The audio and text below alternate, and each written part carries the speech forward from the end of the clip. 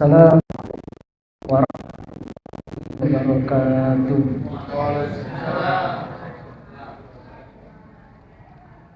Alhamdulillahi rabbil alamin. Wa bihi nasta'inu ala umuri dunya waddin. Wassalatu wassalamu ala Rasulillah wa ala alihi wa ashabihi ajma'in, amma ba'd. Bapak Ibu serta seluruh jamaah yang insyaallah semoga kita semua senantiasa dimuliakan oleh Allah Subhanahu wa taala. Alhamdulillah, kita bersyukur pada sore hari ini kita masih diberikan nikmat-nikmat yang dititipkan oleh Allah Subhanahu wa taala kepada kita semua, sehingga nikmat-nikmat itu bisa kita gunakan untuk hadir di tempat ini untuk melanjutkan kajian kita tafsir juz Ammah. Salawat dan salam tak lupa kita selalu haturkan kepada junjungan kita, teladan kita, Nabi Muhammad sallallahu alaihi wasallam.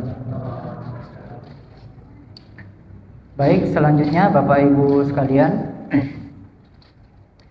kita melanjutkan tafsir juz Ammah ya, juz 30. Yang lalu kita sudah menyelesaikan sampai di surah At-Takwir, surah ke-81. Sekarang kita masuk di surah Al-Infitar. Barangkali bisa dibagikan dulu Al-Qur'annya supaya peserta jamaah bisa membuka-buka mushaf. Nah, bisa dibantu barangkali panitia dulu Al-Qur'annya. Kalau ada yang terjemahan lebih bagus, yang ada terjemahannya. Yang tanpa terjemahan juga ada. Kita beri waktu dulu untuk membagi mushafnya ya, supaya nanti semua bisa mengikuti.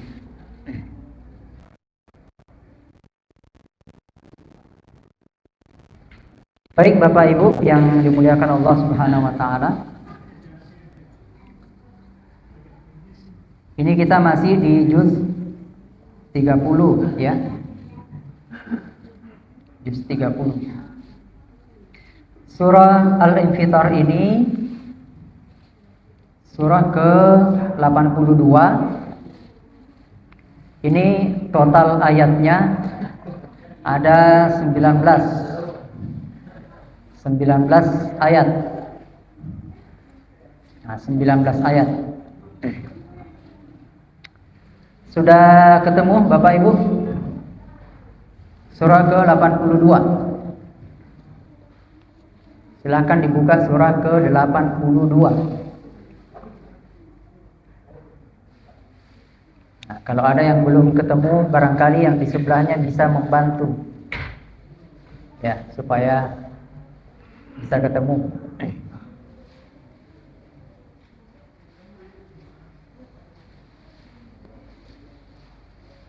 Baik, kita masuk di ayat-ayat di awal-awal ini ya. Nah, Bapak Ibu sekalian, pertama kita menjelaskan dulu kenapa surah ini dinamai Al-Infitar.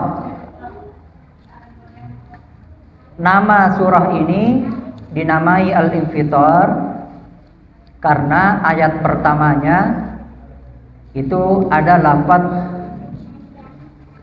Kalau kita lihat ayat pertamanya, idzas samaa'un fatarat. Fatarat, infatarat. Nah, dari kata infatarat itulah itu satu akar kata dengan al-infitar. Nah, diambil dari kata itu ya. Kalau di terjemahannya Al-infitar itu diterjemahkan terbelah. Ya, terbelah. Apa yang terbelah? Yang terbelah itu langit. Nah, rupanya ayat ini bicara tentang peristiwa dahsyat hari kiamat, di mana salah satu peristiwanya itu adalah terbelahnya langit. Nah, diambil nama surah Al-Infitar, terbelah. Sebelum kita masuk ke tafsirnya, pertama kita perlu membahas dulu asbabun nuzulnya. Asbabun nuzul itu sebab turunnya surah ini. Kenapa ayat ini diturunkan? Khususnya nanti ayat yang ke-6, ya. Khususnya ayat ke-6. Ayat ke-6 itu berbunyi, ya ayyuhal insanu ma gharraka birabbikal karim. Wahai manusia, apakah yang telah memperdayakan kamu sehingga kamu berbuat durhaka kepada Tuhanmu, Tuhanmu yang karim, yang mulia. Nah, kalau kita melihat asbabun nuzulnya, khususnya ayat ke-6 ini bicara tentang salah seorang atau salah satu orang yang sangat berpengaruh di kalangan kafir Quraisy. Namanya Ubay bin Khalaf. Jadi ayat ini bicara tentang Ubay bin Khalaf. Sebab turunnya ayat ini itu terkait dengan Ubay bin Khalaf. Siapa itu Ubay bin Khalaf? Ubay bin Khalaf itu salah satu pejabat elit. Nah, ya. Jadi kalau di masa kafir Quraisy itu ada beberapa orang di antara orang-orang kafir Quraisy itu, sekian banyak orang kafir Quraisy, ya. Itu ada pemuka masyarakatnya, ada tokoh-tokohnya. Nah, Ubay bin Khalaf ini salah satu tokoh Quraisy yang sangat berpengaruh. Sangat berpengaruh. Jadi dia bisa disebut salah satu tokoh elitnya kafir Quraisy. Ayat nanti dia disebut durhaka kepada Allah, kepada Rasulnya. Ini Ubay bin Khalaf. Kita ambil contoh misalnya Ubay bin Khalaf ini, suatu ketika dia pernah bicara langsung kepada Rasulullah SAW. Kata Ubay bin Khalaf, wahai Muhammad, saya itu punya kuda. Setiap hari kuda ini saya kasih makan. Sengaja saya kasih makan kuda saya ini setiap hari. Tujuan saya mau membunuhmu dengan menggunakan kuda ini. Jadi nak kasih tahu ke Nabi, nampak ngarai mungkin ya, kalau bahasa sekarang. Jadi Ubay bin Khalaf ini pernah menantang Nabi. Wahai Muhammad, kata Ubay bin Khalaf, saya punya kuda. Kuda itu setiap hari saya kasih makan. Saya kasih makan, sengaja saya kasih makan supaya nanti kuda itu bisa saya gunakan untuk membunuhmu. Nah, ini berani sekali. Nah, itu Ubay bin Khalaf. Jadi penentangannya Ubay bin Khalaf terhadap dakwah Nabi itu sangat keras. Bahkan sudah ada kata-kata mau membunuh, ya. Ada kata-kata sampai mau membunuh.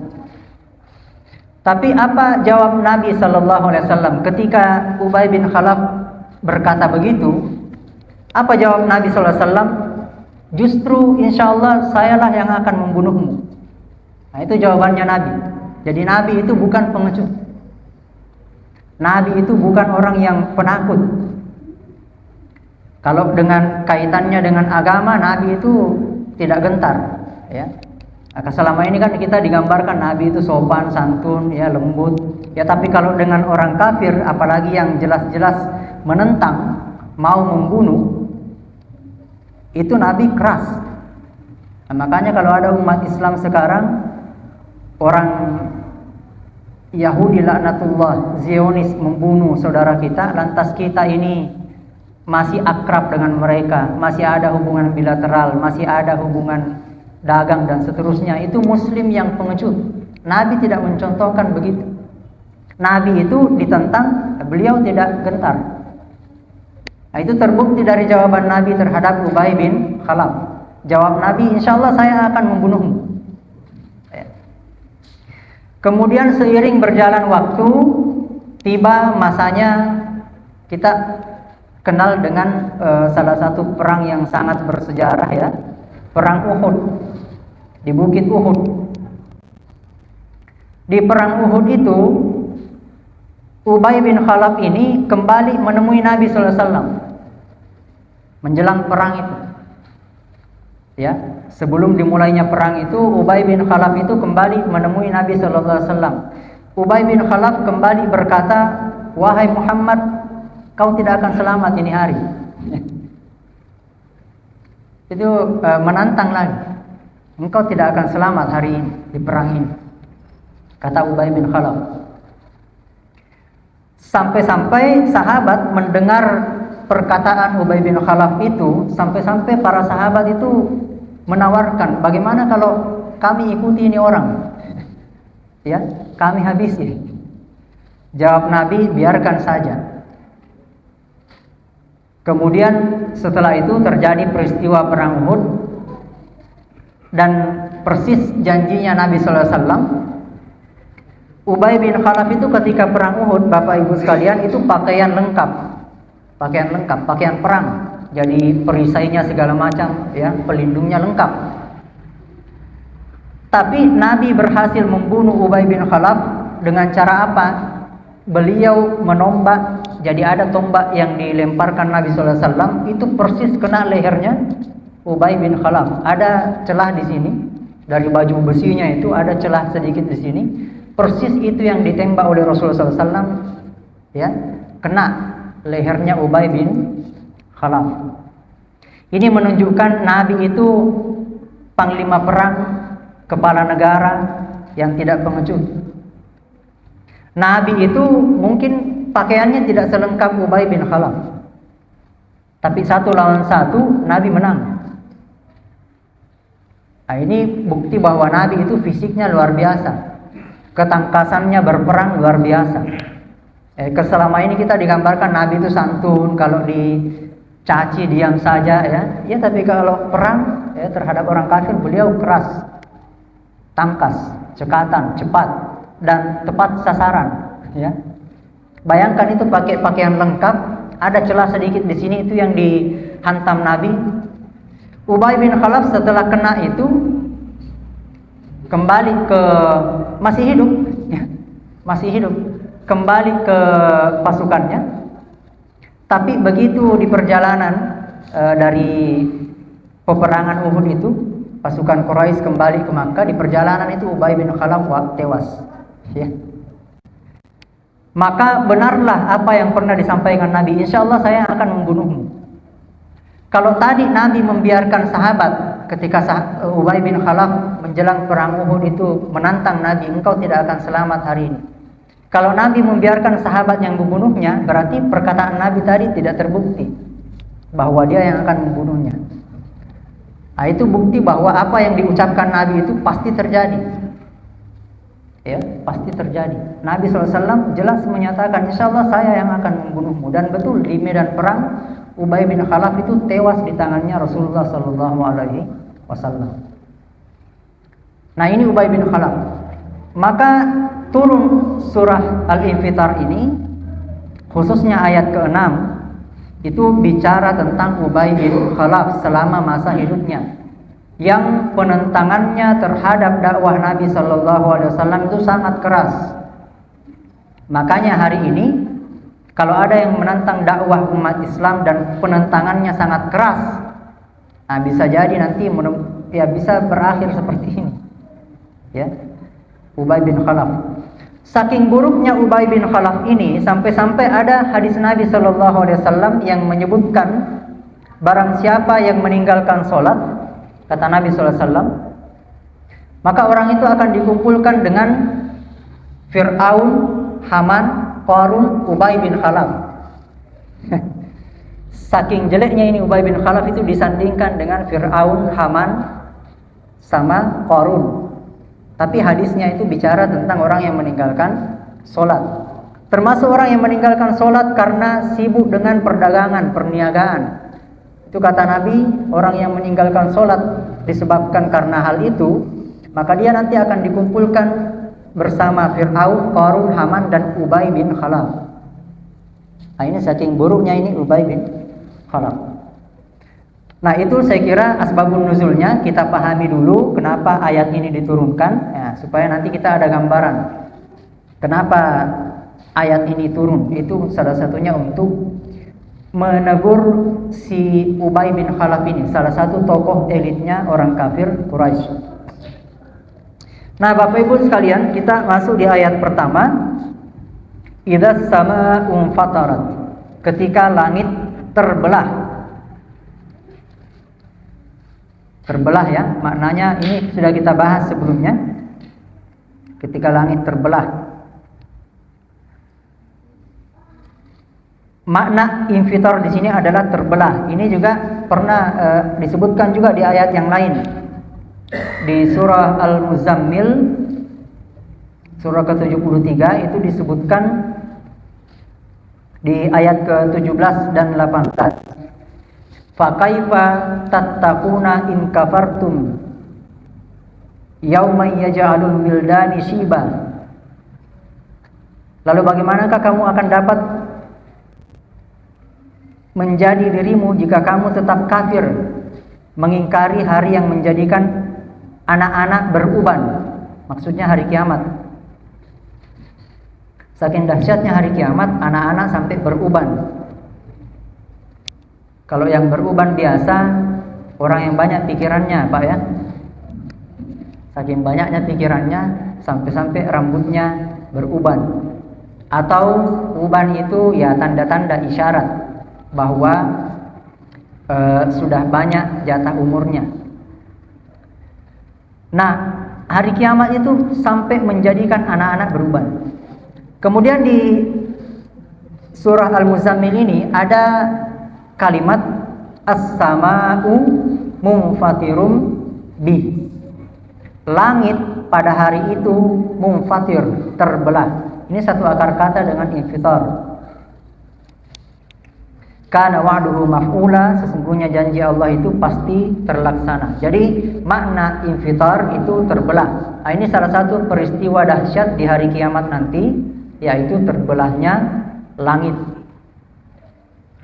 Kemudian ayat berikutnya wa idzal kawakibun tasarat, apabila bintang-bintang jatuh berserakan, berjatuhan.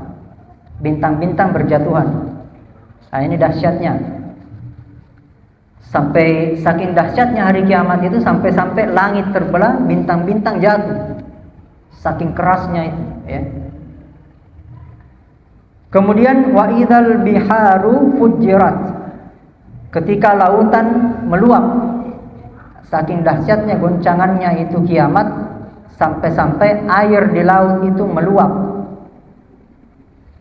Nah, ini banyak penafsiran. Saya kira sudah pernah kita jelaskan makna meluap itu apa. Misalnya Ibnu Abbas itu menjelaskan maksudnya bahwa Allah Subhanahu wa taala membuat air laut itu menguap, meluap ya. Ada juga yang menafsirkan makna infitar, makna fujirat, air laut itu maknanya dihilangkan, kering. Nah, itu ada yang menafsirkan begitu. Ada juga yang menafsirkan saking kencangnya guncangan di hari kiamat itu sampai air laut yang asin itu bercampur dengan air tawar, sudah tidak jelas lagi anunya. Saking dahsyatnya goncangan, air laut sama air tawar campur baur.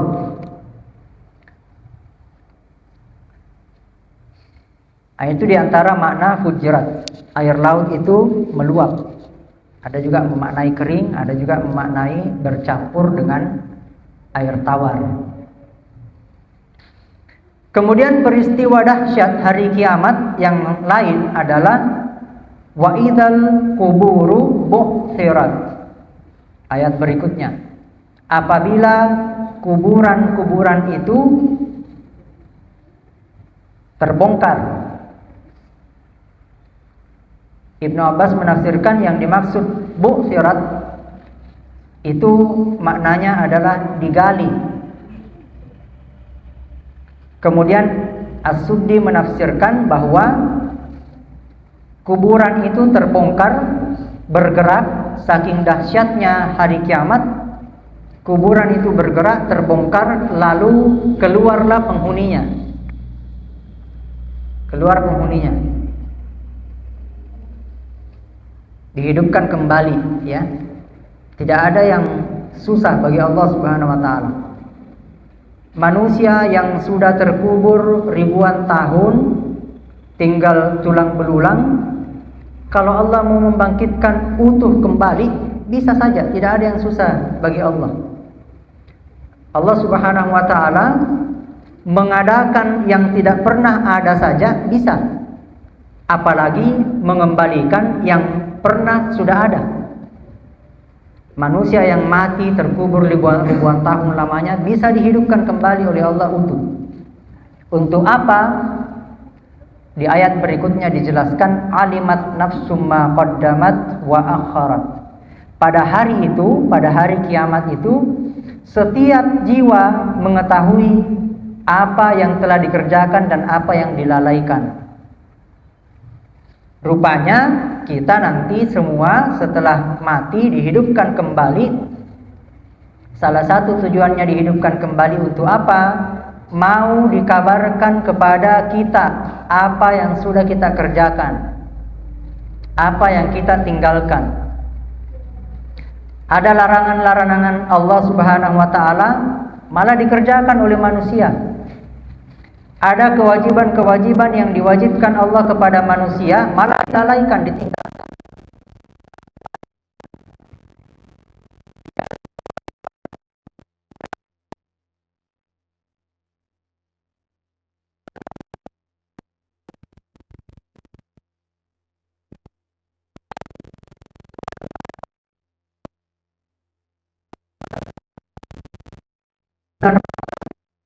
Malah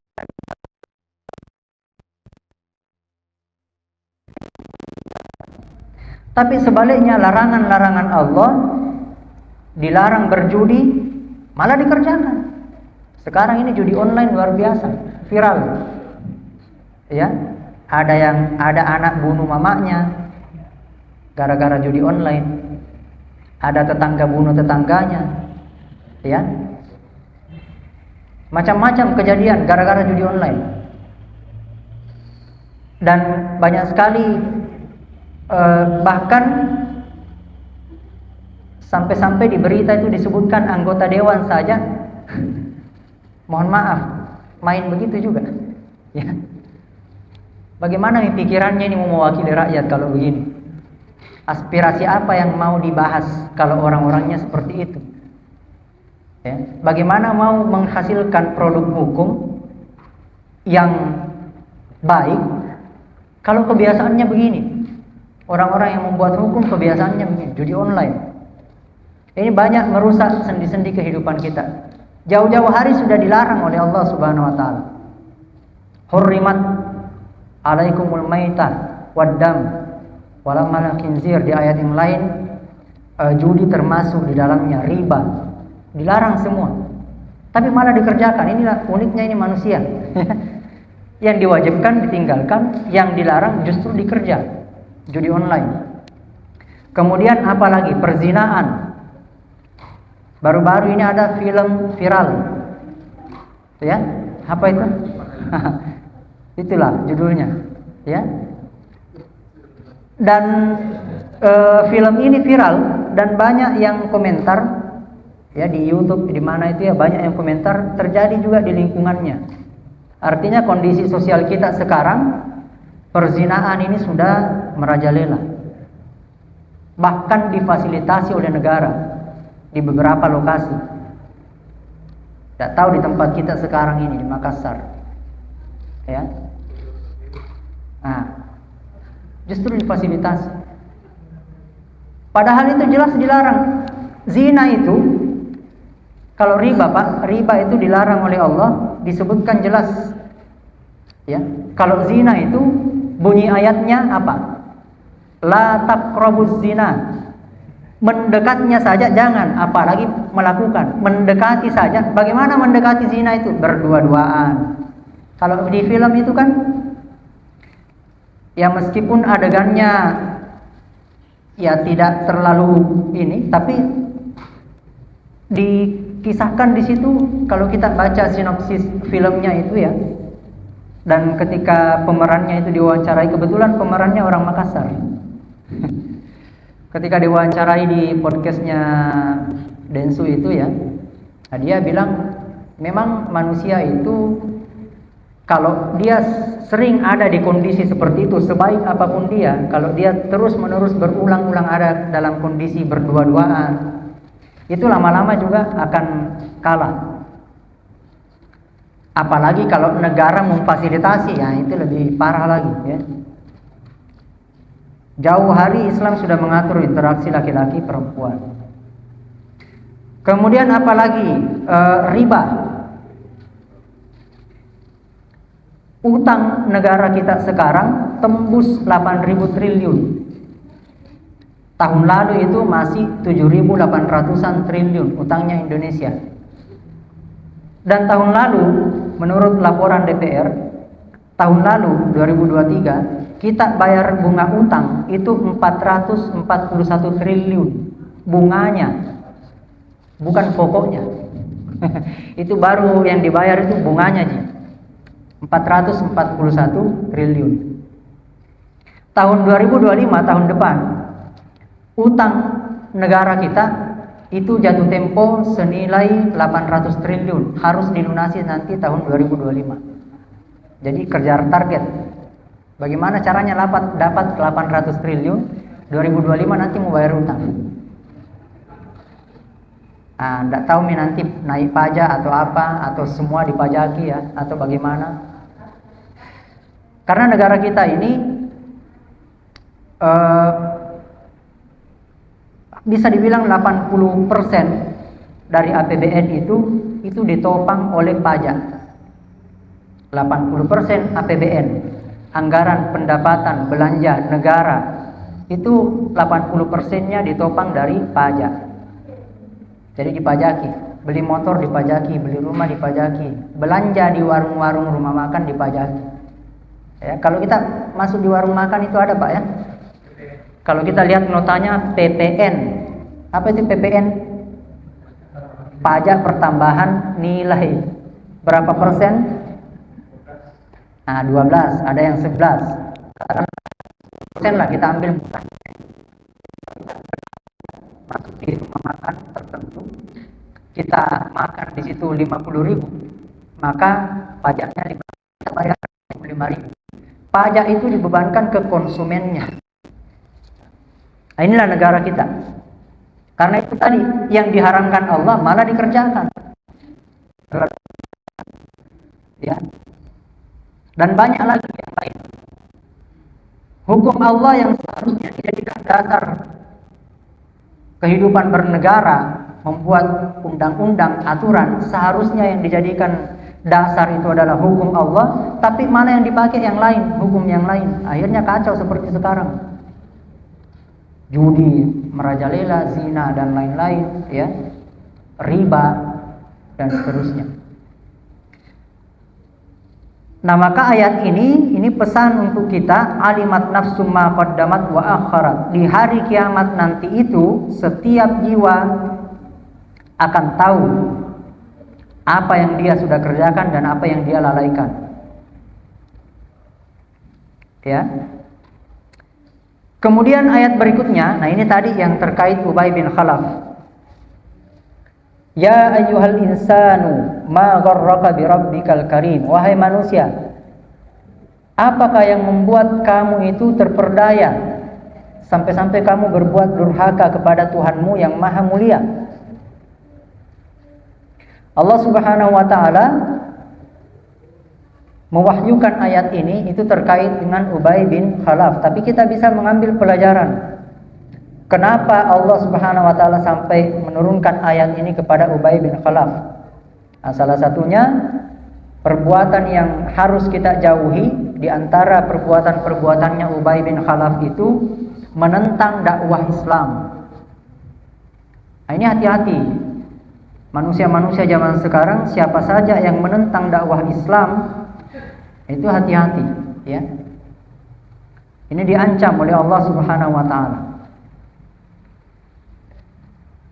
Wahai manusia, apa yang membuatmu durhaka terhadap Tuhanmu yang mulia? Di sini Allah Subhanahu wa taala menyebut dirinya Al-Karim, yang maha mulia.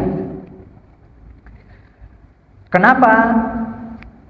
Itu untuk memuliakan dirinya Allah Subhanahu wa taala.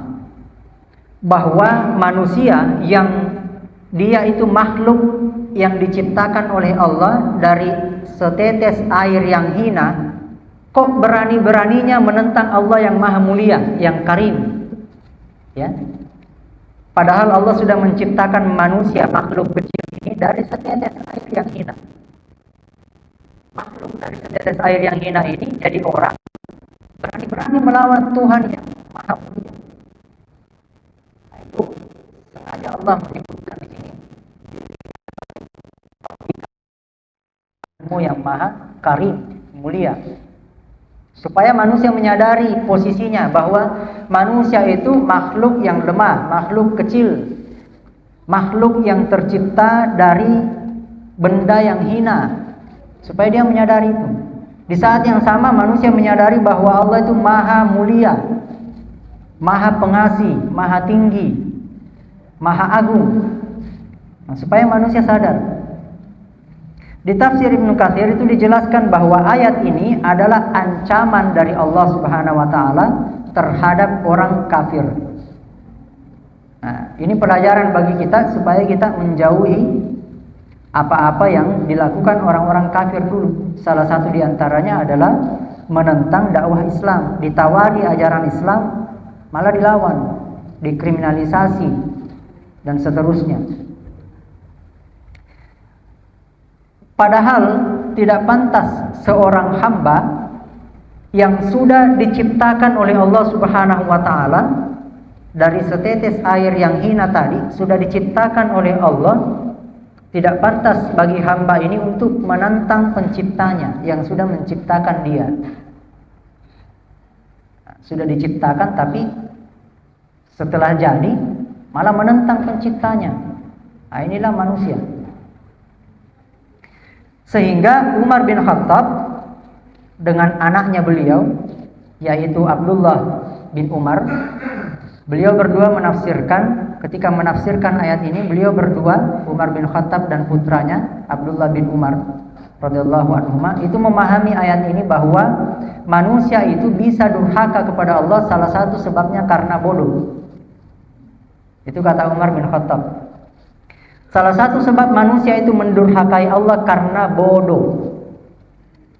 Tidak memahami apa maunya Allah, tidak mau mentadaburi ayat-ayatnya Allah, tidak mau mendengarkan nasihat-nasihat agama. Dia nyaman dengan kebodohannya. Makanya orang kafir di masa Arab itu, di masa Nabi SAW itu mereka disebut jahiliyah. Itu dari kata jahil. Kenapa mereka disebut jahil, bodoh?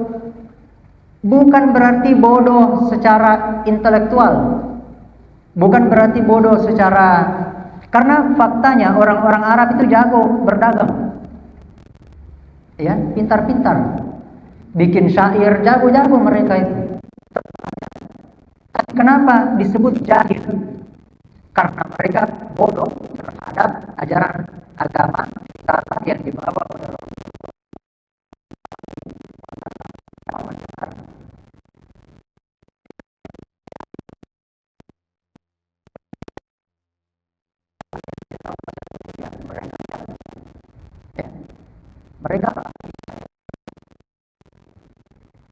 Mereka disebut jahil karena kebodohannya terhadap ajaran Islam, risalah yang dibawa Nabi Muhammad SAW.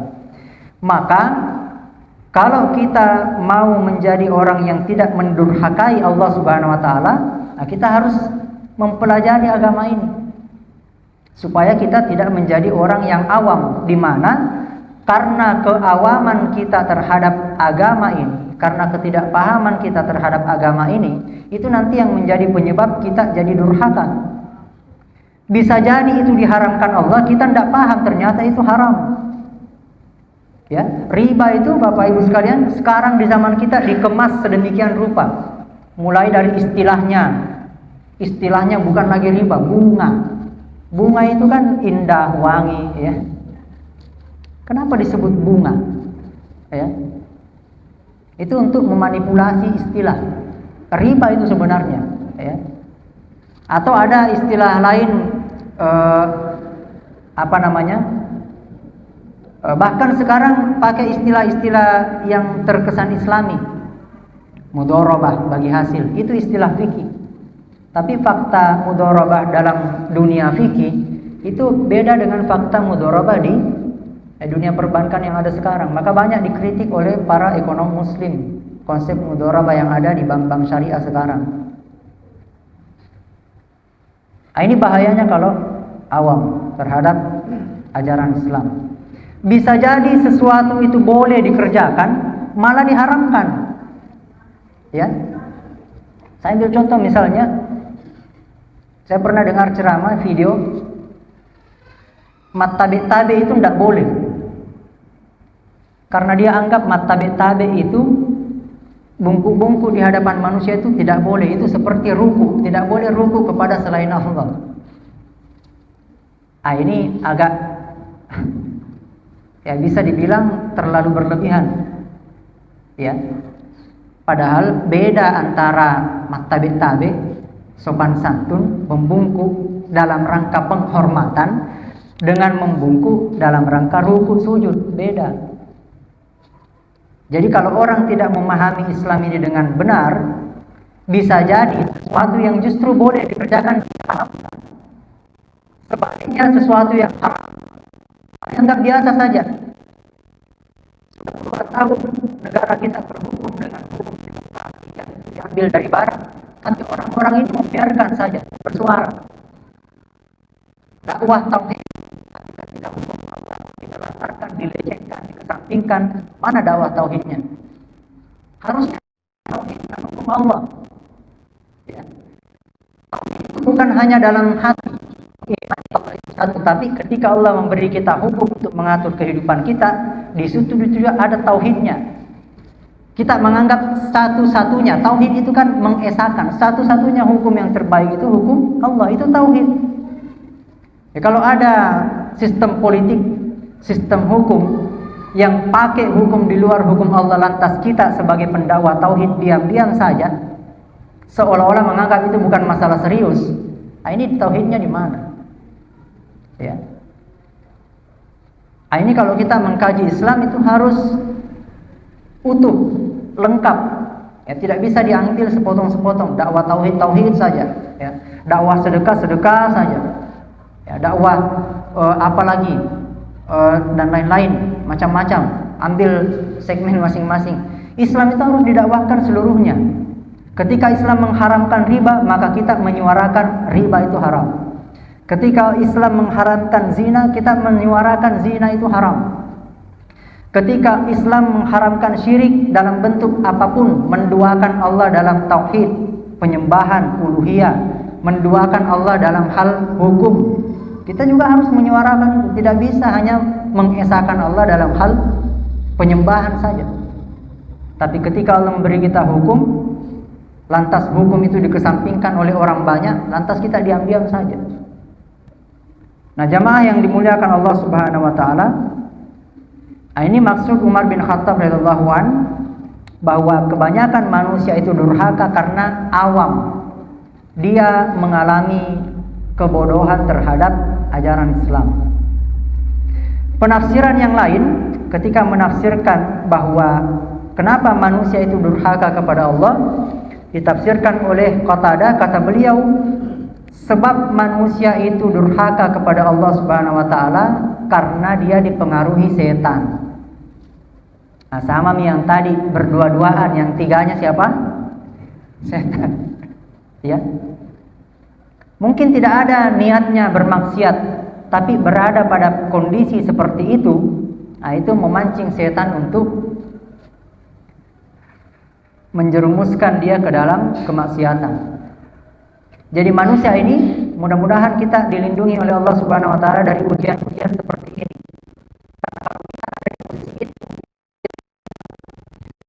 Kalau kita diuji dalam kondisi seperti itu, nah bisa jadi juga ya tidak ada yang tahu. Manusia itu sekuat-kuatnya, tapi kalau diadu terus, ya. Riba juga seperti itu. Riba itu sekuat-kuatnya manusia menjauh dari riba, tapi ditawari terus, apalagi kalau kondisi ekonominya sudah kepepet, pinjaman online bunganya sekian, bunga ringan, ya 0, sekian persen, ya 0, sekian persen tetap saja bunga riba. Ya, kalau kondisi ekonominya sudah seperti itu akan terpengaruh juga. Maka kita berlindung kepada Allah, mudah-mudahan kita ini tidak masuk pada kondisi-kondisi seperti itu, kepepet ekonomi, atau dengan lawan jenis, atau dengan apa itu judi online, ya. Karena nikmat nih dia rasa, dia teruskan saja, tidak terasa. Kemudian berikutnya, ayat berikutnya, alladzi khalaqaka fasawwaka fa'adalak. Ini masih lanjutan ayat sebelumnya. Kenapa engkau mendurhakai Allah yang Maha Mulia? Lalu ayat ini menyambung, yang telah menciptakanmu dan menyempurnakan kejadianmu, lalu menjadikan susunan tubuhmu seimbang. Manusia ini sudah diciptakan dengan bentuk fisik yang paling sempurna di antara makhluk Allah yang lain. Coba lihat Bapak Ibu, ular bagaimana caranya jalan? Kasihan sekali, ya, melata, cium tanam, jalan begitu. Kepalanya di bawah. Lihat bagaimana binatang-binatang yang lain, kondisi tubuhnya. Manusia ini itu diciptakan dalam bentuk yang paling ideal, makhluk yang paling ideal. Manusia dibekali dengan otak. Otak ini kerjanya luar biasa, sehingga manusia itu bisa berkreasi. Coba lihat laba-laba. Dari zaman Nabi Adam sampai hari ini, rumahnya begitu-begitu. Tidak ada kreativitas, tidak ada perkembangan. Bikin sarang ya begitu hasilnya. Dari zaman kita kecil dulu sampai hari ini, kalau kita lihat sarang laba-laba bentuknya begitu-begitu, tidak ada perubahan. Tapi coba lihat manusia. Dulu model rumahnya begini, sekarang model rumahnya begini. Mungkin puluhan tahun ke depan model rumahnya beda lagi. Ada kreasi.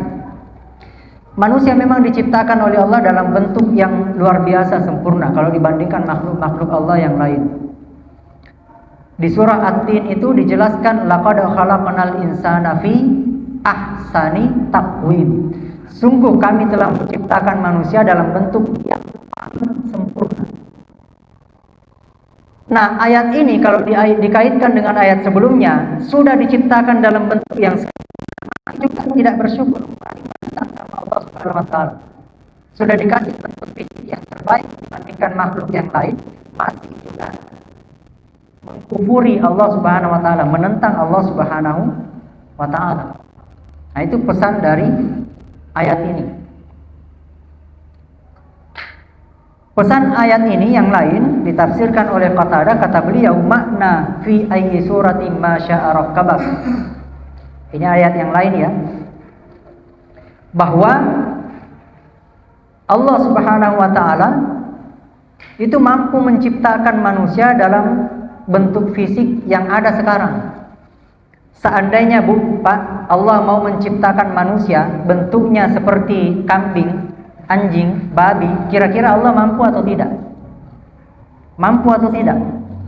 Kalau Allah mau menciptakan manusia bentuknya seperti anjing, babi, kambing, dan seterusnya, kira-kira Allah mampu atau tidak?